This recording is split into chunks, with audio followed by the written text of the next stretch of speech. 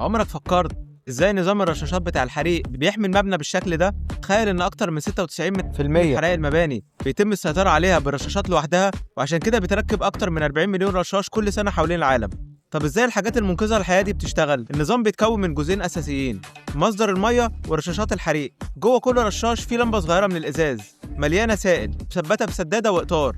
اول ما الحريق يولع، الحرارة حوالين الرشاش بتعلى والسائل جوه اللمبه بيتمدد. لما يوصل لدرجه حراره معينه اللمبه بتتكسر، وساعتها الرشاش بيشتغل. الميه بتندفع بسرعه وبتغطي مساحه كبيره عشان تطفي الحريق في وقت قصير. وهقول لك على معلومه لطيفه: اللمبات الازاز دي ليها الوان حسب درجه الحراره اللي بتشتغل عندها. البرتقاني على 135 فهرنهايت حوالي 57 مئوي، الاحمر على 155 فهرنهايت حوالي 68 مئوي، لحد اللون الاسود اللي بيشتغل على 440 فهرنهايت حوالي 227 مئوي.